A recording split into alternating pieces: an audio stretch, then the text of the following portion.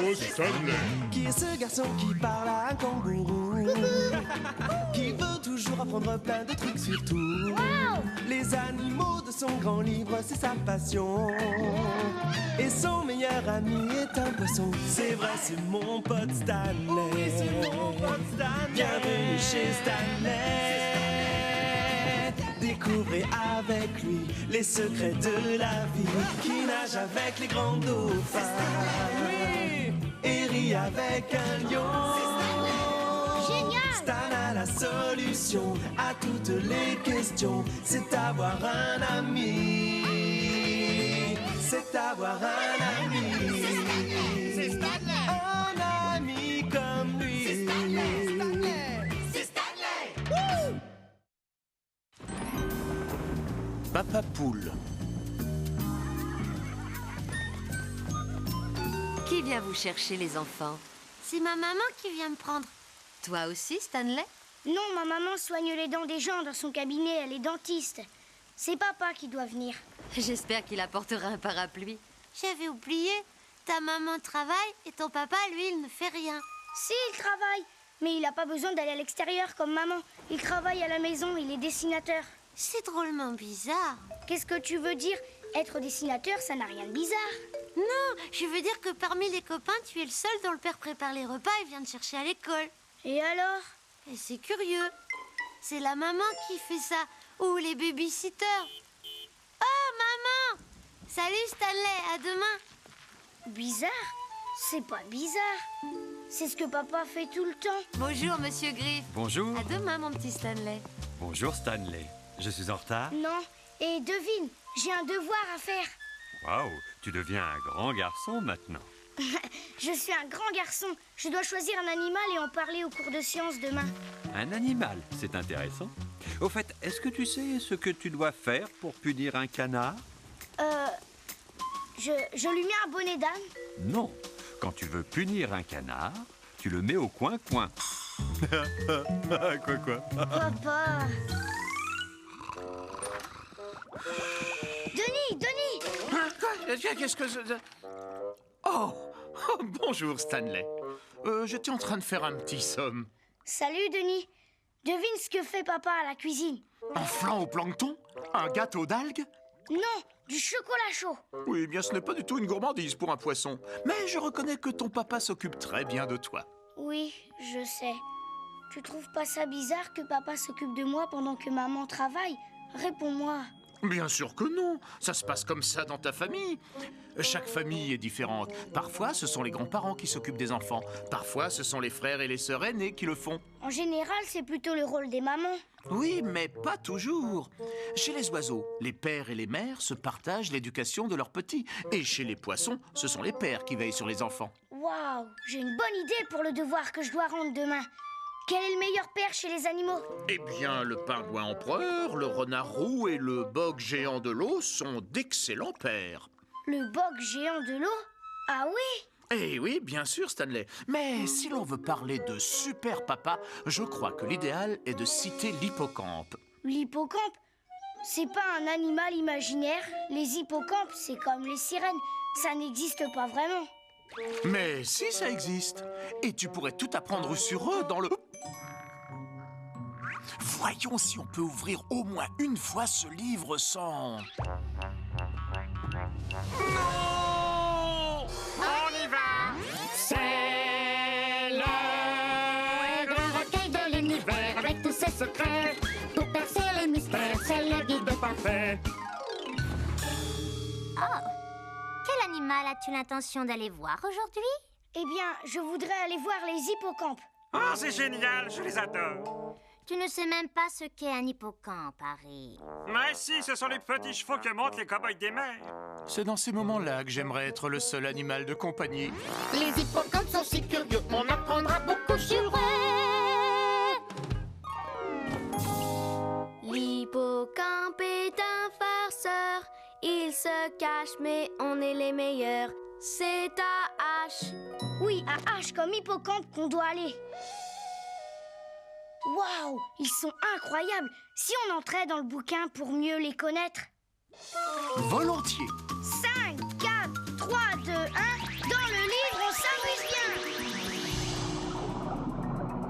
dirait de petits chevaux. La taille moyenne d'un hippocampe varie entre 15 et 17 cm. C'est à peu près la taille de... la taille d'une banane. Si j'utilisais mon stéthoscope, je les verrais mieux. Que font des chevaux dans l'océan, Denis? Mais ce ne sont pas du tout des chevaux, ce sont des poissons, tout comme moi. Oh, tu plaisantes, ils ne ressemblent pas à des poissons. Si tu regardes très très attentivement avec ton stéthoscope, tu verras qu'ils ont des nageoires. Mais tu ne remarques personne d'autre ici avec des nageoires? Oh si, toi! Les chevaux n'ont pas de nageoires, mais les poissons en ont. Nous nous en servons pour nager. Les chevaux n'en ont pas besoin. Non, c'est certain. Denis, on dirait que cet hippocampe marron devient rose. Très bien observé, Stanley. Les hippocampes sont très doués pour changer de couleur. De cette façon, ils se fondent dans leur environnement. On appelle ça le camouflage. Ça leur permet de passer inaperçus aux yeux de leurs ennemis. Où est-ce qu'il est? Te souviens-tu où il allait? Rappelle-toi la couleur qu'a pris l'hippocampe. De quoi est-elle la plus proche? Du vert des algues? Du blanc de l'éponge? Ou du rose du corail? Il est devenu rose, donc il doit être par là, dans les coraux.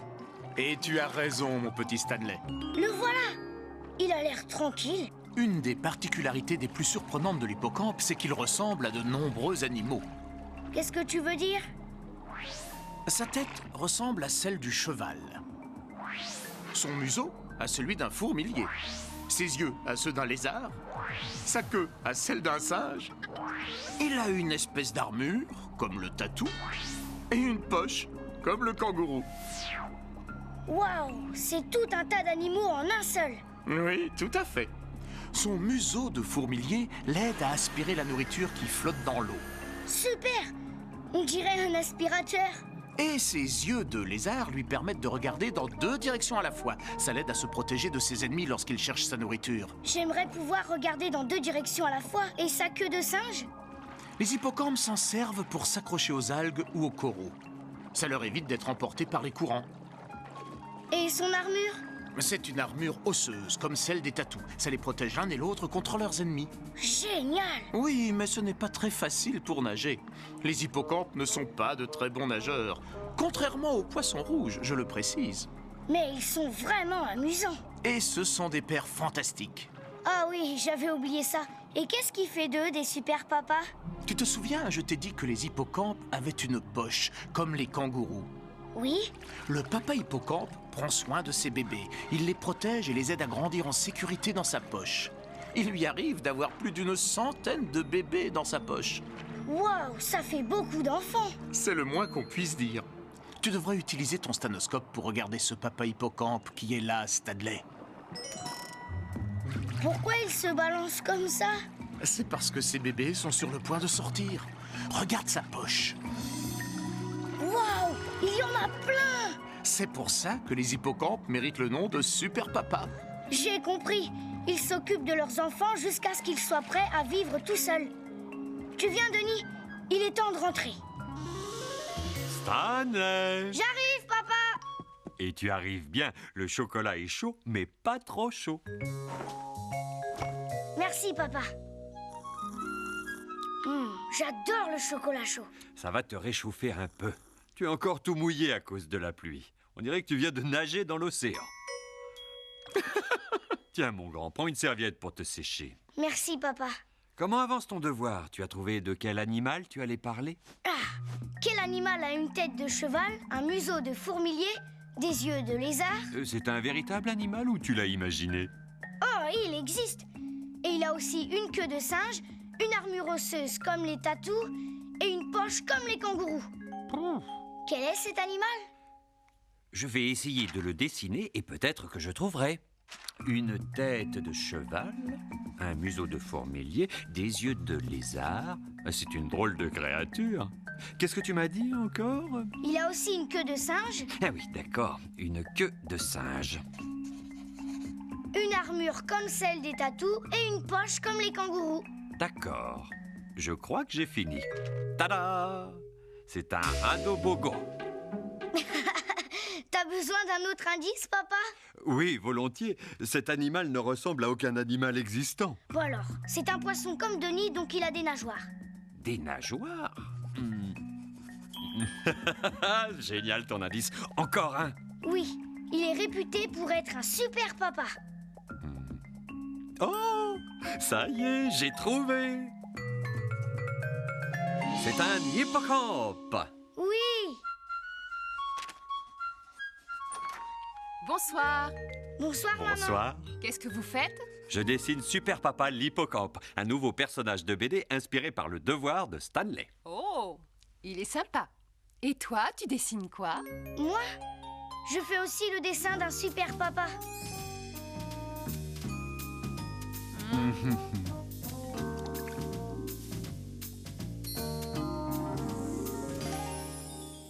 J'ai été très étonnée d'apprendre que les hippocampes étaient des poissons et avaient des nageoires comme toi. Il y a toutes sortes de poissons différents dans le monde, tout comme il existe toutes sortes de familles. Et chacun a une façon particulière de s'occuper de ses petits. Toi, tu prends soin de moi, par exemple. Oui, c'est vrai. Et toi aussi, tu prends soin de moi. Bonne nuit, Denis. Faites jolis rêves d'hippocampe. Beau rêve d'hippocampe à toi aussi, mon petit Stanley.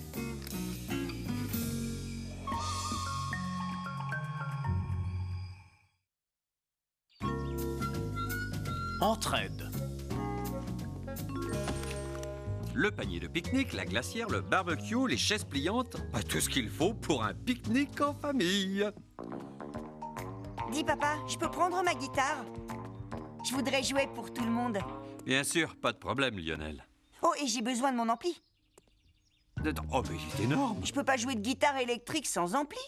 Non, ça je comprends. Mon chéri, je suis désolée, mais il faut prendre tous ces albums. Je voudrais montrer à tante Cathy et oncle Bill les photos des enfants. Il y a un moment où une voiture est pleine. Je pense que tu as prévu d'emmener un éléphant ou quelque chose de ce genre. Waouh! Je peux! C'est une blague de papa. Oh oui, je le savais. Non, j'emmène seulement Denis. Mais voilà, ça c'est raisonnable. Inutile de prendre des tonnes de choses à une réunion de famille. Tout ce qu'il faut, c'est un ami poisson.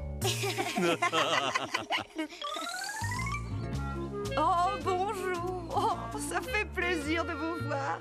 Regardez qui vient d'arriver! Bonjour, ça va? Bon, à qui voulez-vous que je vous présente? Il y a tellement de membres de la famille que vous ne connaissez pas. Je vais commencer par vous présenter votre cousin Max, parce qu'il adore les animaux. C'est vrai? Oh oui, je t'assure. Peut-être autant que toi, mon petit Stanley adoré. Et il aime beaucoup la musique. Il joue de la guitare, tout comme toi, Lionel. Ça, c'est génial. Il est où? Il est juste là, sur le terrain de basket. Tu veux parler du garçon qui est dans le... Approchez, je vais vous le présenter. Ah, pardon, mais je dois m'occuper de ma guitare, grand-mère. Peut-être plus tard? Lionel! Lionel! Tu veux bien aller le voir? Allez, viens. Je vais vous présenter toi et Denis à Max. Joli lancé! Merci. Voici ton cousin Stanley, Max, et son ami Denis. Salut, est-ce que tu veux faire quelques paniers? D'accord. Génial! On joue? Tu veux devenir joueur de basket quand tu seras grand? Non. Je veux être vétérinaire. C'est aussi ce que je veux faire. Tu as des animaux? Oui. Oui, juste là, ma chienne. Est-ce que je peux la caresser? Bien sûr.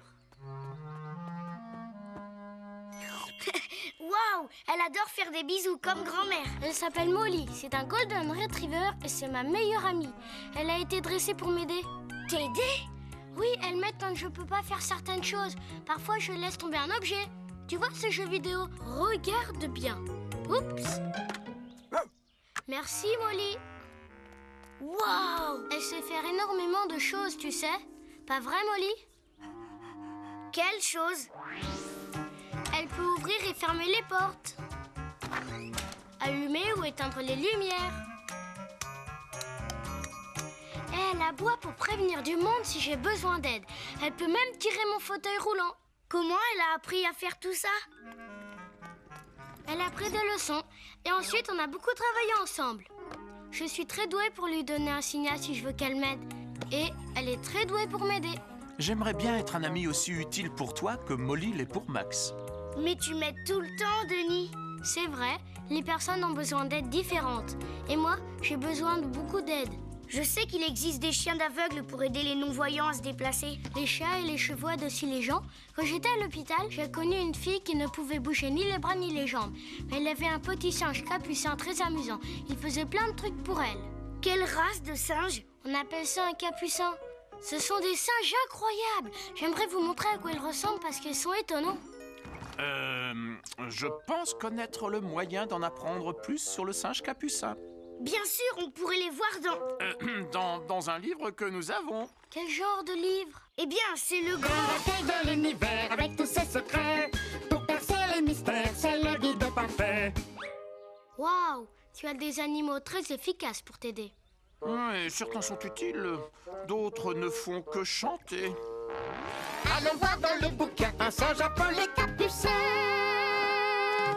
Le singe capucin. Je vais chercher à singe. Pour découvrir cette espèce, il faut aller au S. S comme singe. Regardez tous ces singes. Ils sont tous si différents. Celui-là, c'est un capucin. Je le reconnais grâce à sa longue queue. C'est vrai. Le capucin fait à peu près la taille d'un petit chat. Mais sa queue est aussi longue que son corps. C'est vrai, Denis. Entrons dans le livre pour le rencontrer. Dans le livre? Tu plaisantes, Stanley. Tu vas voir. 5, 4, 3, 2, 1.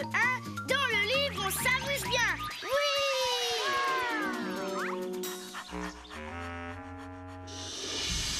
Où est-ce qu'on est? Dans la forêt tropicale d'Amérique du Sud. C'est là que vivent les capucins.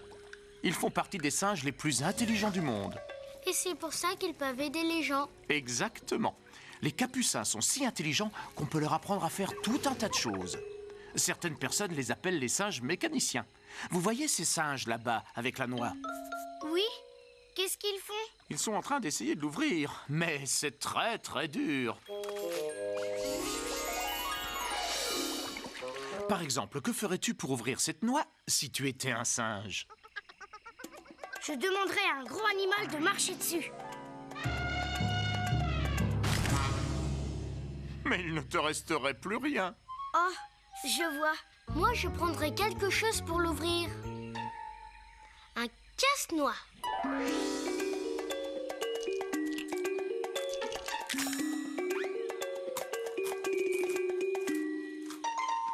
C'est effectivement le moyen idéal pour un être humain. Mais les capucins n'ont pas de casse-noix. Ils doivent utiliser ce qu'ils ont. Et ce qu'ils ont, ce sont des pierres. Ils sont très malins. Je vais les regarder de plus près avec mon stanoscope. Ton quoi? C'est un appareil pour mieux voir. Je vais te montrer. Tu es le cousin le plus chouette que je connaisse, Stanley. Je peux essayer ton stanoscope? Bien sûr. Oh non! Il est tombé sous ses racines. Comment je vais le récupérer?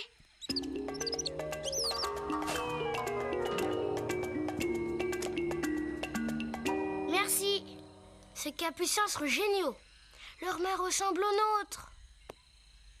Regarde, elles ont 4 doigts et un pouce, comme celles des humains. Oui, exactement. C'est encore une chose qui leur permet d'être si habiles. Et surtout, ils adorent vivre à côté des gens. Ils s'adaptent. Ils s'adaptent? Ça veut dire quoi? Ça veut dire qu'ils savent très bien se débrouiller en toutes circonstances. Ils comprennent comment ouvrir les noix sans avoir de casse-noix. Ou ils peuvent facilement vivre avec les hommes et même aider les enfants qui ont des difficultés à faire certains gestes. Je ne comprends toujours pas ce que adapter veut dire. Moi, si. Ça veut dire se servir de ce qu'on a et d'en faire le meilleur usage. Exactement. Un peu comme Molly. Oui, elle doit te manquer, Max. Et si on retournait à la réunion de famille?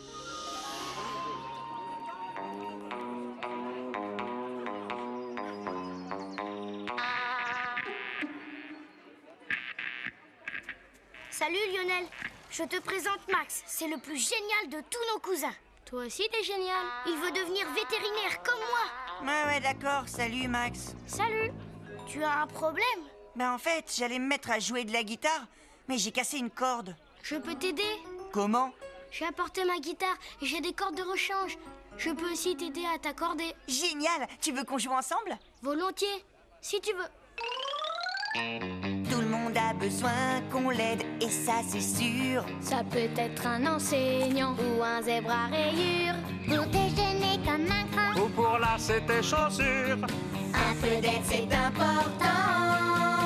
Viens, aide tes copains, aide tes voisins. Tout le monde a besoin d'un coup de main. Si tu te débrouilles bien, tu sais c'est 3 fois rien. Tout le monde a besoin d'un coup de main. Tout le monde peut se rendre utile et c'est pas compliqué. On peut balancer un copain L'aider à s'envoler. Relever quelqu'un. qui va pas bien. Et aussi s'accorder. Tout le monde peut aider quelqu'un.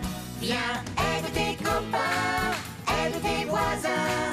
Tout le monde peut donner un coup de main. Tu vois, c'est 3 fois rien. Pourtant, c'est tellement bien. Tout le monde peut donner un coup de main. Tout le monde peut donner un coup de main.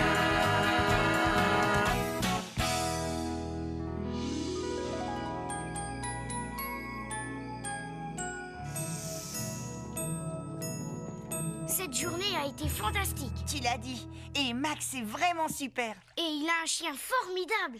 Et en plus, il est drôlement doué comme guitariste. Ouais, on a une famille vraiment sympa. Bonne nuit, Stan. Bonne nuit, Lionel.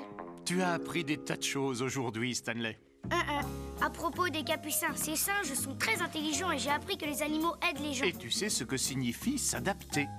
Oui, comme Max dans son fauteuil roulant. Quand on a un problème, on peut trouver comment le résoudre. On peut s'entraider. Comme tu m'aides, Denis. Oh, mais bien, merci Stanley. Je crois que je peux être utile. Bonne nuit, mon petit Stanley Capucin. Bonne nuit, mon poisson rouge, roi du coup de main.